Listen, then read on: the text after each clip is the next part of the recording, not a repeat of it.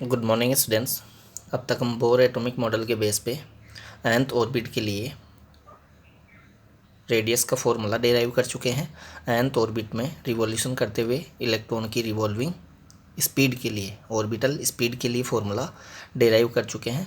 उसके बाद revolution time period and frequency of revolution के लिए फॉर्मूला डेराइव कर चुके हैं। क्लियर बात। 3 वीडियो लेक्चर हम देख चुके हैं। फर्स्ट वीडियो लेक्चर में हमने radius of the nth circular orbit की बात की थी। सेकेंड वीडियो लेक्चर में हमने orbital speed of an electron in nth orbit की बात की थी। थर्ड वीडियो लेक्चर में हमने revolution time period and frequency of revolution की बात की थी। अब ये फोर्थ वीडियो लेक्चर चल रहा है। फोर्थ वीडियो लेक्चर कौन से टॉपिक का? Mathematical analysis of bore atomic model topic का मेन टॉपिक अपना यही चल रहा था। उसका फर्स्ट वीडियो लेक्चर रेडियस के लिए, second video lecture orbital speed के लिए, third video lecture revolution time period and frequency के लिए, और फोर्थ जो वीडियो लेक्चर है वो आज का है हमारा topic total energy of electron in nth orbit, जिसको हमने EN से डिनोट करा है। E for energy, N for nth orbit. nth orbit में रिवॉल्यूशन करते किसी इलेक्ट्रॉन की टोटल एनर्जी। तो देखिए, रिवॉल्यूशन करते हुए इलेक्ट्रॉन में 2 एनर्जीज पाई जाती है। एक एनर्जी तो उसके रिवॉल्यूशन के कारण, वो न्यूक्लियस के अराउंड रिवॉल्यूशन कर रहा है, तो रिवॉल्यूशन के कारण उसमें कुछ काइनेटिक एनर्जी होगी। रिवॉल्यूशन के कारण उसमें कुछ काइनेटिक एनर्जी होगी, जिसको हमने यहाँ KN से डिनोट किया है। Kinetic energy KN, kinetic energy in nth orbit. फिर वो न्यूक्लियस के अराउंड रिवॉल्यूशन कर रहा है। न्यूक्लियस पर पॉजिटिव चार्ज होता है, रिवॉल्विंग इलेक्ट्रॉन पर नेगेटिव चार्ज है। तो न्यूक्लियस के इलेक्ट्रोस्टैटिक फील्ड में रिवॉल्यूशन कर रहा है कौन? इलेक्ट्रॉन। इट मीन्स न्यूक्लियस के इलेक्ट्रिक फील्ड में रिवॉल्यूशन कर रहा है इलेक्ट्रॉन अपनी ऑर्बिट में। तो ये जो इलेक्ट्रिक फील्ड होता है वो कंजर्वेटिव फील्ड होता है, और इलेक्ट्रिक फोर्स जो होता है वो कंजर्वेटिव फोर्स होता है। तो न्यूक्लियस जो है वो रिवॉल्विंग इलेक्ट्रॉन पर कूलाम्ब अट्रैक्टिव फोर्स अप्लाई करता है, और वो कूलाम्ब अट्रैक्टिव फोर्स जो है वो कंजर्वेटिव नेचर का फोर्स होता है, जिसकी हमने क्लास 11th में बात की है। और कंजर्वेटिव फोर्स है कूलाम्ब अट्रैक्टिव फोर्स, जो कि इलेक्ट्रॉन पर लग रहा है। तो कंजर्वेटिव फोर्स के लिए हम पोटेंशियल एनर्जी बताते हैं। पोटेंशियल एनर्जी केवल और केवल कंजर्वेटिव फोर्सेज के लिए ही डिफाइन की जाती है। नॉन कंजर्वेटिव फोर्सेज के लिए पोटेंशियल एनर्जी नहीं बताई जाती है। तो न्यूक्लियस इलेक्ट्रॉन पर जो कूलाम्ब अट्रैक्टिव फोर्स अप्लाई करता है, जो इलेक्ट्रिक फोर्स अप्लाई करता है, वो कंजर्वेटिव नेचर का फोर्स होता है। तो हम रिवॉल्विंग इलेक्ट्रॉन के लिए पोटेंशियल एनर्जी भी बता के चलेंगे, इलेक्ट्रिक पोटेंशियल एनर्जी भी बता के चलेंगे, जिसको हमने शॉर्ट में EPE से डिनोट किया है, इलेक्ट्रिक पोटेंशियल एनर्जी, जिसको हमने यहाँ UN नोटेशन से दिखाया है। UN, electric potential energy of electron in nth orbit. Clear बात। ये क्या है? Kinetic energy of revolving electron in nth orbit. तो इन दोनों का जो सम होगा, kinetic energy plus electric potential energy, इन दोनों का जो सम होगा उसी को हम बोलेंगे total energy of the revolving electron in nth orbit. Clear बात, जिसको हमने EN से डिनोट किया है। तो रिवॉल्यूशन के कारण तो उसमें कौन सी एनर्जी हुई? काइनेटिक एनर्जी हुई। और कंजर्वेटिव फील्ड में होने के कारण, कंजर्वेटिव फोर्स उस पर लगने के कारण, रिवॉल्विंग इलेक्ट्रॉन पर कंजर्वेटिव फोर्स लगता है। इलेक्ट्रिक फोर्स जो है वो कंजर्वेटिव फोर्स है। क्लियर है बात। तो कंजर्वेटिव फोर्स के लिए हम इलेक्ट्रिक पोटेंशियल एनर्जी भी बता के चलेंगे। तो 2 टाइप की हमने एनर्जी बताई है nth ऑर्बिट में रिवॉल्यूशन करते किसी इलेक्ट्रॉन के लिए। रिवॉल्यूशन के कारण काइनेटिक एनर्जी, और कंजर्वेटिव फील्ड में है वो, इसलिए potential energy, electric potential energy. तो इन दोनों का सम हो गया टोटल एनर्जी। क्लियर है बात। ये हम कौन सी ऑर्बिट की बात करके चल रहे हैं? nth ऑर्बिट की बात करके चल रहे हैं। अगर फर्स्ट ऑर्बिट की हम बात करें तो ये हम 1 लिख दीजिए, 1 1 1। It means E1 is equal to K1 plus U1। Second orbit के लिए बात करें तो E2 is equal to K2 plus U2। इसी तरीके से हम किसी भी ऑर्बिट के लिए टोटल एनर्जी बता सकते हैं। क्लियर बात। तो हमें किसी ऑर्बिट में इलेक्ट्रॉन की टोटल एनर्जी निकालनी है, तो हमें उस ऑर्बिट में इलेक्ट्रॉन की काइनेटिक एनर्जी निकालनी होगी, और उस ऑर्बिट में इलेक्ट्रॉन की पोटेंशियल एनर्जी बतानी होगी, इलेक्ट्रिक पोटेंशियल एनर्जी बतानी होगी। तो देखिए सबसे पहले हम काइनेटिक एनर्जी की बात करते हैं। nth ऑर्बिट में रिवॉल्यूशन करते हुए किसी इलेक्ट्रॉन के लिए काइनेटिक एनर्जी का एक्सप्रेशन डिराइव करते हैं, फिर पोटेंशियल एनर्जी का एक्सप्रेशन डिराइव करेंगे और फिर उन दोनों का वैल्यू यहाँ पुट कर देंगे तो हमें टोटल एनर्जी के लिए एक्सप्रेशन मिल जाएगा, टोटल एनर्जी के लिए इक्वेशन मिल जाएगी। क्लियर बात। तो सबसे पहले हम काइनेटिक एनर्जी की बात करते हैं। तो देखिए काइनेटिक एनर्जी का हम फॉर्मूला जानते हैं। काइनेटिक एनर्जी का फॉर्मूला होता है K = ½ mv²। अब v के प्लेस पे मैंने Vn लिख दिया है, k के प्लेस पे Kn लिख दिया है, क्योंकि हम nth ऑर्बिट में इलेक्ट्रॉन की काइनेटिक एनर्जी की बात करने जा रहे हैं। तो nth ऑर्बिट में इलेक्ट्रॉन की जो स्पीड है वही आएगी यहाँ पर v के प्लेस पे Vn। क्लियर बात। m के नीचे सबस्क्रिप्ट में हमने n नहीं लगाया है, क्योंकि इलेक्ट्रॉन चाहे किसी भी ऑर्बिट में हो, मास तो उसका जो भी है वो कांस्टेंट ही रहेगा, m ही रहेगा। क्लियर बात। इसीलिए m के नीचे सबस्क्रिप्ट में nth ऑर्बिट के लिए n नहीं लगाया है हमने। क्लियर बात। लेकिन अलग अलग ऑर्बिट्स में इलेक्ट्रॉन की जो ऑर्बिटल स्पीड होती है वो अलग अलग होती है, इसीलिए अलग अलग ऑर्बिट्स में उसकी काइनेटिक एनर्जी भी अलग अलग होगी। इसीलिए हमने k के नीचे सबस्क्रिप्ट में n लगाया है, v के नीचे सबस्क्रिप्ट में n लगाया है। क्लियर बात। अब देखिए हमें nth ऑर्बिट में इलेक्ट्रॉन की जो ऑर्बिटल स्पीड होती है वो यहाँ पुट करनी होगी, वो यहाँ पुट करनी होगी Kn प्राप्त करने के लिए, Kn निकालने के लिए। तो Vn जो है वो Vn के लिए हम डेरिवेशन देख चुके हैं पहले, सेकंड वीडियो लेक्चर जो था उसमें हमने देखा था। देखिए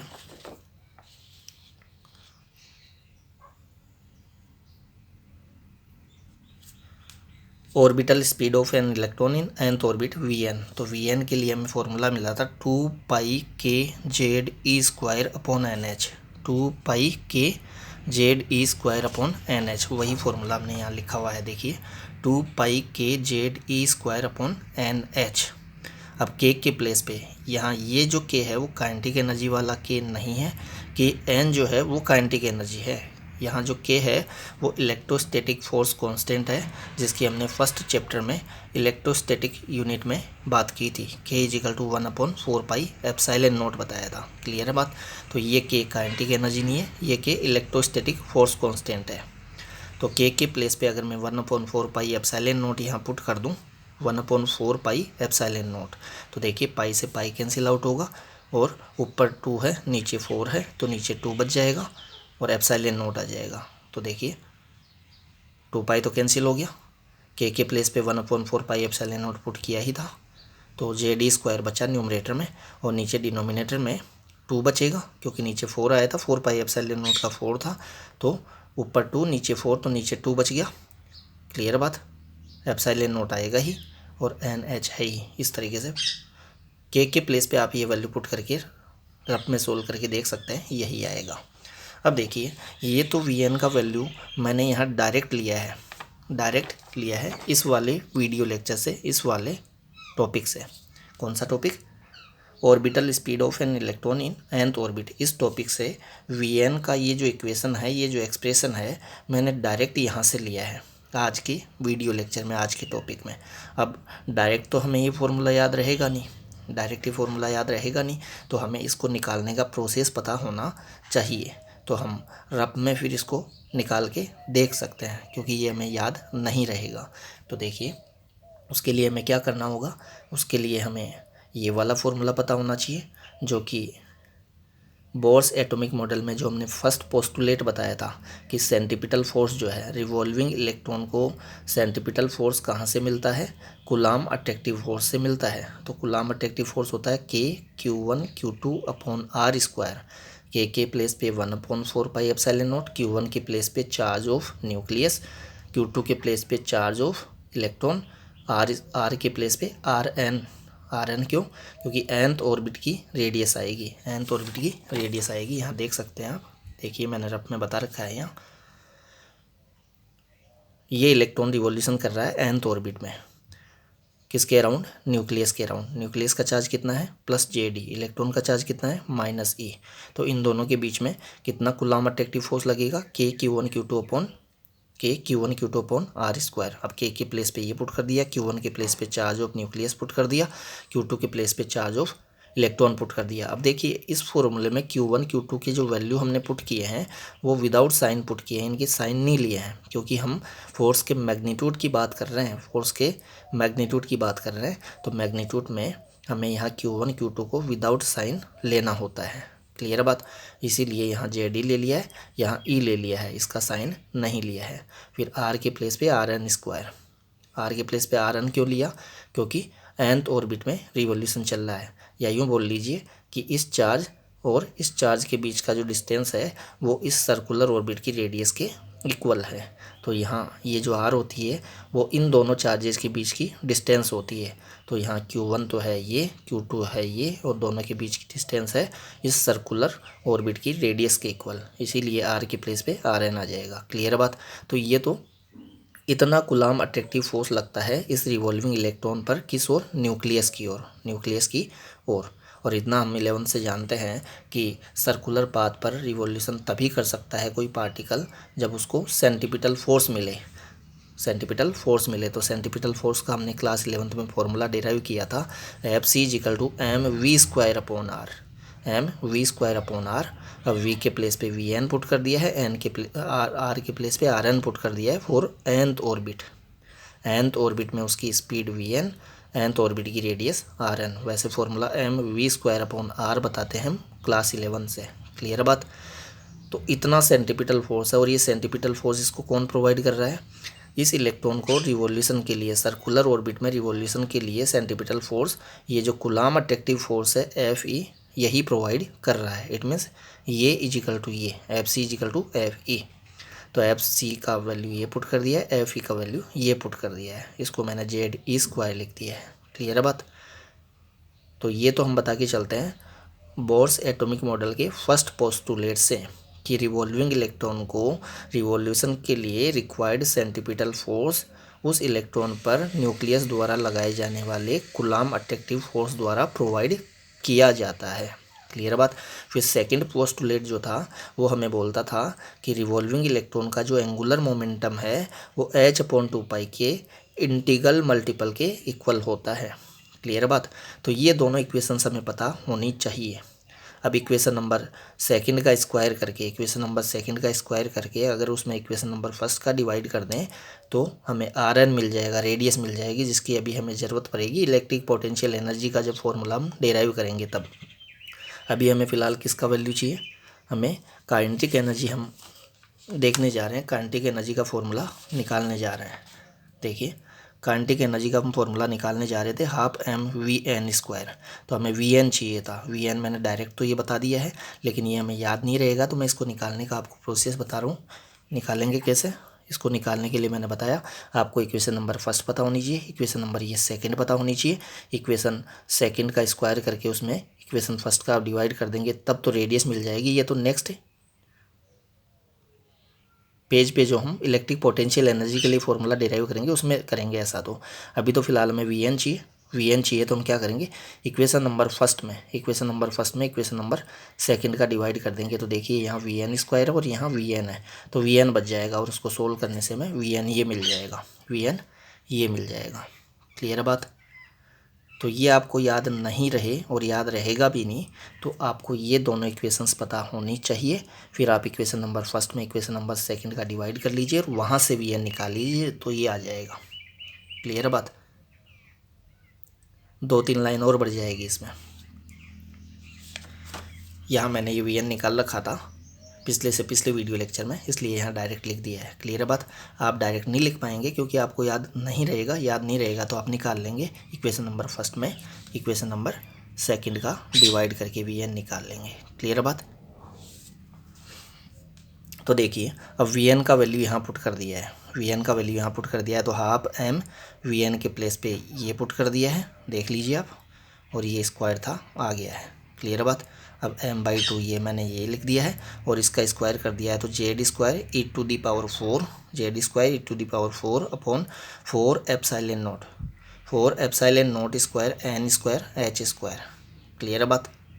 अब देखिए z² अपॉन n² को मैंने पहले ले लिया है और ये ब्रैकेट के अंदर यहाँ हम स्मॉल ब्रैकेट कर सकते हैं। स्मॉल ब्रैकेट में जितनी भी कांस्टेंट टर्म्स है उन सबको एक साथ लिख लिया है। देखिए mass of electron constant, charge of electron constant, एट कांस्टेंट है, epsilon not constant, H Planck constant है।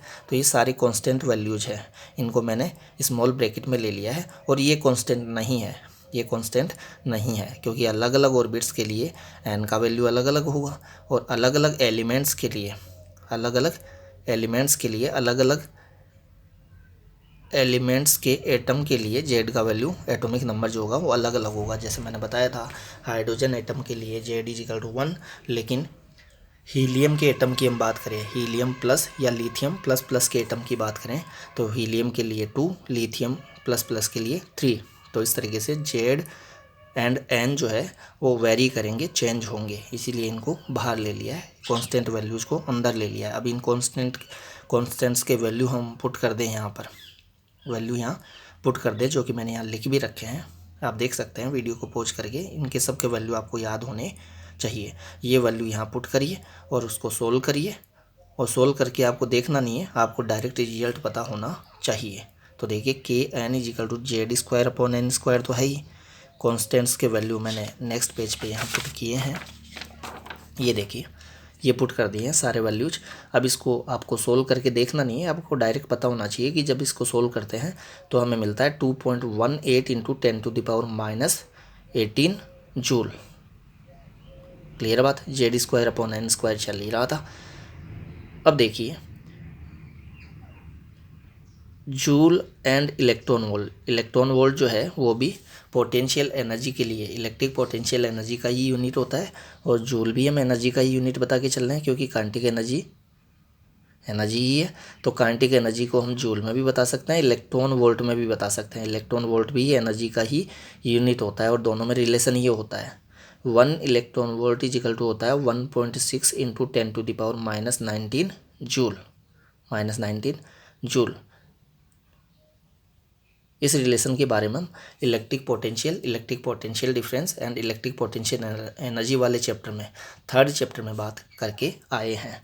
तो ये रिलेशन हमें पता होना चाहिए। तो मैं जूल को कन्वर्ट कर दूंगा किस में,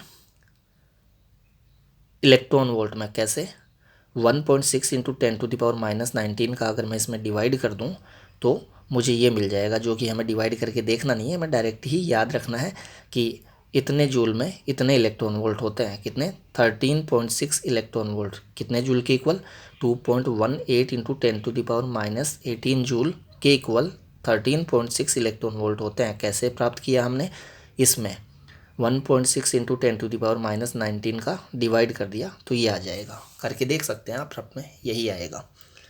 क्लियर बात। तो काइनेटिक एनर्जी के लिए हमें ये फॉर्मूला मिल गया है, और इस फॉर्मूले को मैंने बॉक्स में बंद इसलिए कर रखा है क्योंकि न्यूमेरिकल्स के लिए हमें यही फॉर्मूला लर्न करना होता है। आपको पता होना चाहिए कि N is equal to Z square upon N square 13.6 electron volt, और Z square upon N square 2.18 into 10⁻⁻18 joule. Clear बात। तो ये काइनेटिक एनर्जी की बात हुई। किसकी बात हुई, काइनेटिक एनर्जी की बात हुई। तो न्यूमेरिकल्स के लिए तो आपको ये फॉर्मूला याद होना चाहिए। और वैसे अभी हम टोटल एनर्जी जब निकालेंगे तो काइनेटिक प्लस पोटेंशियल करके निकालेंगे, तो उस केस में फिर आपको देखिए, उस केस में फिर आपको ये फॉर्मूला पता होना चाहिए। ये पता होना चाहिए, Z square upon N square m e⁴ upon 8 epsilon naught square h square. Clear बात।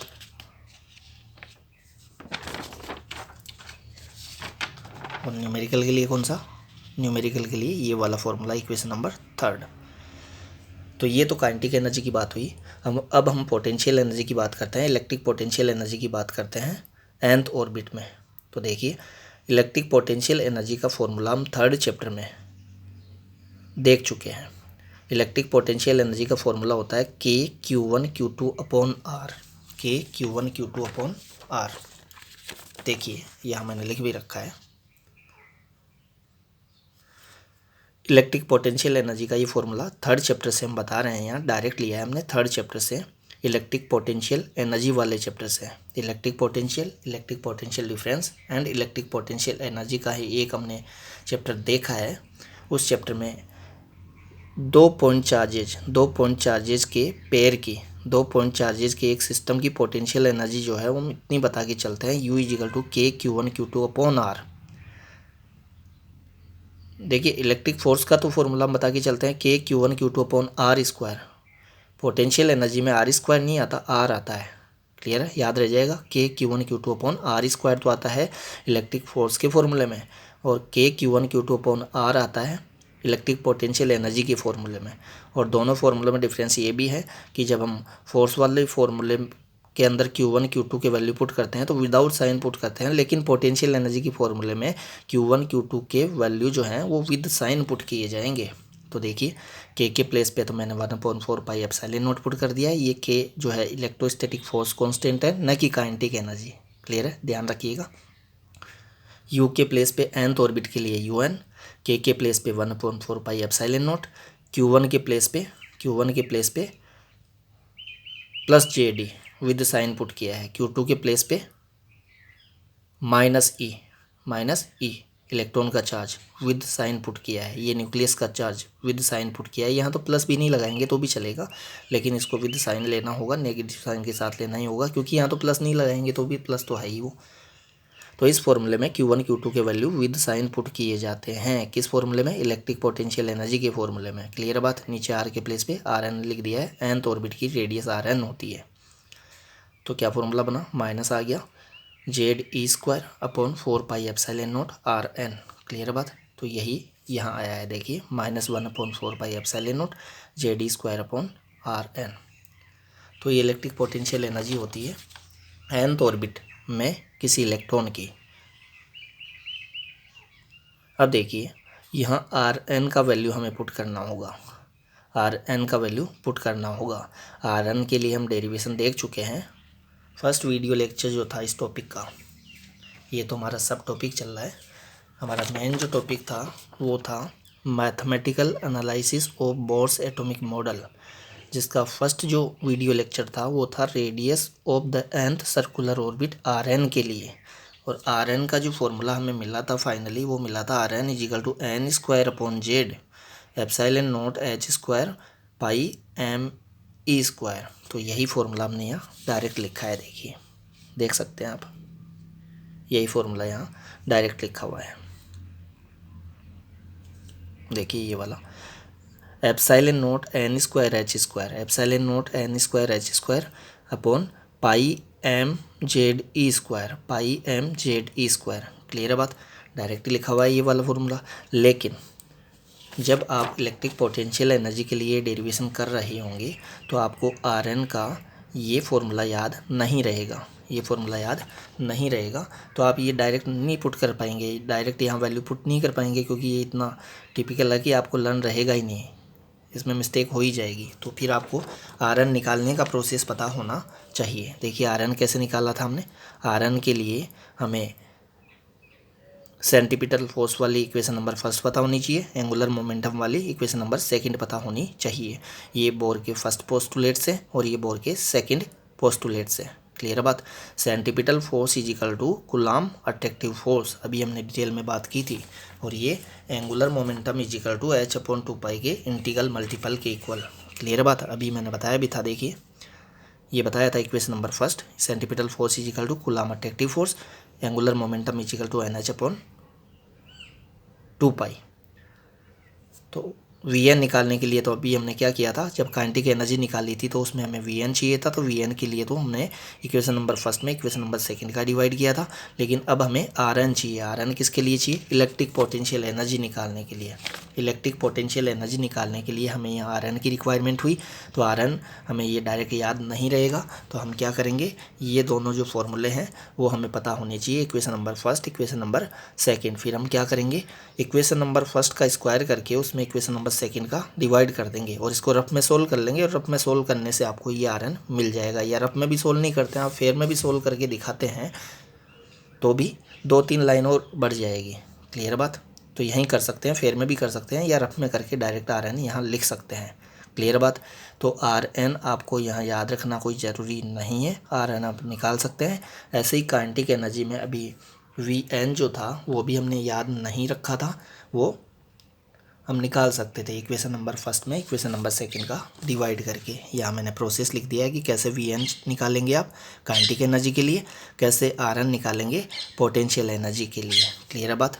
तो इसको आप देख सकते हैं, और वैसे भी पिछले वीडियो लेक्चर्स में हम इनकी डिटेल में बात कर चुके हैं। Vn भी निकाल चुके हैं, Rn भी निकाल चुके हैं।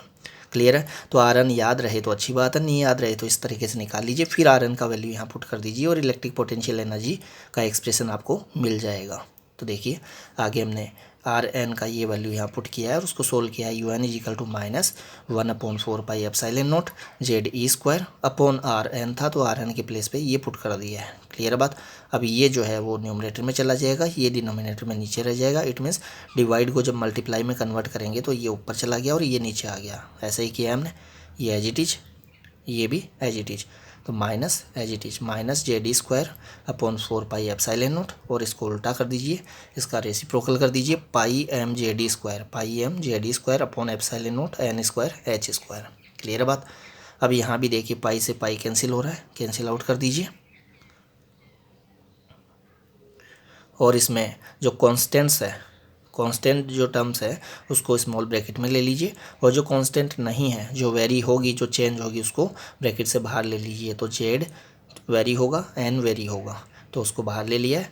अदर जो कांस्टेंट टर्म्स है उसको ब्रैकेट के अंदर ले लिया है। क्लियर है बात? तो हमें क्या मिला, UN = देख सकते हैं आप इसको सोल्व करके, यही मिलेगा ZE² upon n² me⁴ upon 4 ε0² h²। Clear बात? तो इलेक्ट्रिक पोटेंशियल एनर्जी का एक्सप्रेशन मिल गया किसके लिए, nth ऑर्बिट के किसी इलेक्ट्रॉन के लिए, nth ऑर्बिट के किसी इलेक्ट्रॉन के लिए।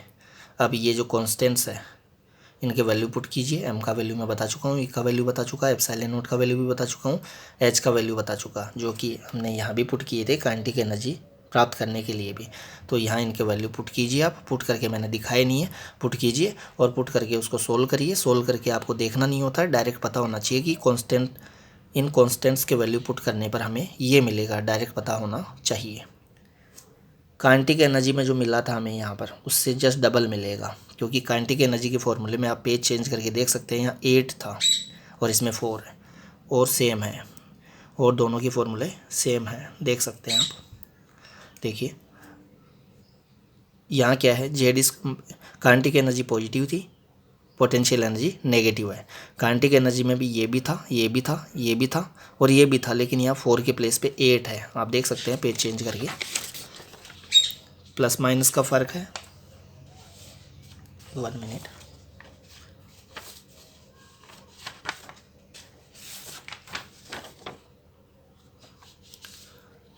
देखिए kinetic energy and potential energy में एक फ़र्क तो है प्लस माइनस का, ये प्लस होती है, पोटेंशियल एनर्जी जो है वो माइनस होती है, पोटेंशियल एनर्जी जो है वो माइनस होती है। मैं एक साथ लेके आपको दिखा देता हूँ।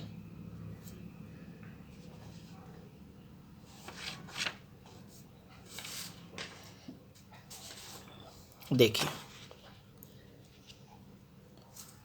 कंपेयर कर लीजिए आप, काइनेटिक एनर्जी में है ZE² अपॉन n², इसमें है -ZE² अपॉन n², फिर यहाँ me⁴, यहाँ भी me⁴, लेकिन यहाँ 4 है, यहाँ 8 है, ε0² h² यहाँ भी है, यहाँ भी है। क्लियर बात? तो देखिए यहाँ 8 है, यहाँ 4 है, इट मीन्स यहाँ 1/2 जो है, यहाँ अपॉन में 2 एक्स्ट्रा है, इसको हम बोल सकते हैं 2 × 4, 2 × 4। तो देखिए यहाँ 4 है, यहाँ 2 × 4 है, तो यहाँ डिवाइड में 2 एक्स्ट्रा है वहाँ से। क्लियर बात? इसका मीनिंग ये हुआ कि पोटेंशियल एनर्जी, काइनेटिक एनर्जी जो है वो हाफ है किसकी, पोटेंशियल एनर्जी की, अगर मैं केवल वैल्यू की बात करूँ, साइन की बात नहीं करूँ तो। क्लियर बात? तो देखिए तो काइनेटिक एनर्जी का डबल मिलेगा हमें पोटेंशियल एनर्जी का वैल्यू, इट मीन्स 2.18 का डबल तो हो गया 4.36, और ये एज इट इज आएगा 10⁻18 जूल। क्लियर बात? अब इसको आप किसमें कन्वर्ट करें, इलेक्ट्रॉन वोल्ट में। तो मैंने बताया था कि ये जो वैल्यू आपको मिला है इसमें 1.6 × 10⁻19 का डिवाइड कर दीजिए तो आपको मिलेगा इसका डबल, इसका डबल। वहाँ मिला था 13.6, यहाँ मिलेगा 27.2 इलेक्ट्रॉन वोल्ट। क्लियर बात? जूल को इलेक्ट्रॉन वोल्ट में कन्वर्ट कर लिया है। तो ये आपको न्यूमेरिकल्स के लिए डायरेक्ट फॉर्मूला याद रखना है। -z² यहाँ है z²/n², इसका डबल यहाँ लेना है, या यूँ बोल लीजिए इसका डबल यहाँ लेना है। तो दोनों में डिफरेंस क्या है देखिए, आप कंपेयर करके देख सकते हैं। यहाँ प्लस है, यहाँ माइनस है, यहाँ 13.6 है और यहाँ 13.6 मल्टीप्लाई बाई 2, इट मीन्स उसका डबल है, 27.2 इलेक्ट्रॉन वोल्ट है। क्लियर है बात। यहाँ मैंने दोनों के बीच में रिलेशन बताया भी है कि काइनेटिक एनर्जी को अगर मैं -2 से मल्टीप्लाई कर दूँ, देखिए 2 से मल्टीप्लाई करेंगे तो ये आ जाएगा, और -2 से मल्टीप्लाई करेंगे तो माइनस भी आ जाएगा। तो काइनेटिक एनर्जी को मैं -2 से मल्टीप्लाई कर दूँ तो पोटेंशियल एनर्जी मिल जाएगी, या यूँ बोल लीजिए काइनेटिक पोटेंशियल एनर्जी में अगर मैं -2 का डिवाइड कर दूँ तो काइनेटिक एनर्जी मिल जाएगी। तो आपको अगर एक एनर्जी का वैल्यू दे दिया जाए किसी इलेक्ट्रॉन के लिए तो आप दूसरी एनर्जी निकाल सकते हैं। इट मीन्स काइनेटिक दे दी जाए तो पोटेंशियल निकाल सकते हैं, पोटेंशियल दे दी जाए तो काइनेटिक निकाल सकते हैं इस रिलेशन से। क्लियर है बात। तो ये पोटेंशियल एनर्जी की बात हुई, इलेक्ट्रिक पोटेंशियल एनर्जी की बात हुई। अब देखिए टोटल एनर्जी हमारा टॉपिक चल रहा था, टोटल एनर्जी ऑफ इलेक्ट्रॉन, ये बात चल रही थी। इसमें हमने बताया था कि total energy kinetic energy plus potential energy के सम के इक्वल होगी। अब काइनेटिक एनर्जी इक्वेशन नंबर 2 में हम बता चुके हैं, और पोटेंशियल एनर्जी जो है वो इक्वेशन नंबर 4 में हम बता चुके हैं। तो equation number 2 and equation number 4 से हम इक्वेशन नंबर 1 के अंदर वैल्यू पुट कर देंगे, इक्वेशन नंबर 1 के अंदर वैल्यू पुट कर देंगे और उसको सोल्व कर लेंगे तो हमें टोटल एनर्जी मिल जाएगी। देखिए ये टोटल एनर्जी का एक्सप्रेशन था, इसमें kn का वैल्यू पुट कर दिया इक्वेशन नंबर 2 से, un का वैल्यू पुट कर दिया इक्वेशन नंबर 4 से।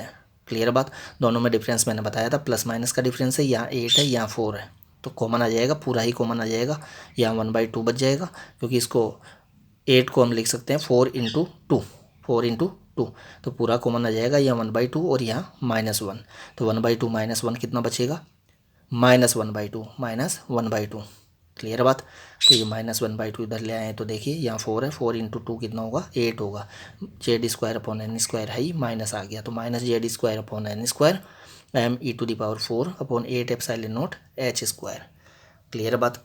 तो देखिए ये तो वही एक्सप्रेशन मिल गया जो काइनेटिक एनर्जी के लिए मिलता था, लेकिन काइनेटिक एनर्जी में प्लस मिलता था, टोटल एनर्जी में माइनस मिला है, और ये वही एक्सप्रेशन है जो काइनेटिक एनर्जी के लिए। कंपेयर करके देख सकते हैं, मैंने यहाँ लिखा हुआ भी है तीनों एनर्जीज के लिए फॉर्मूला।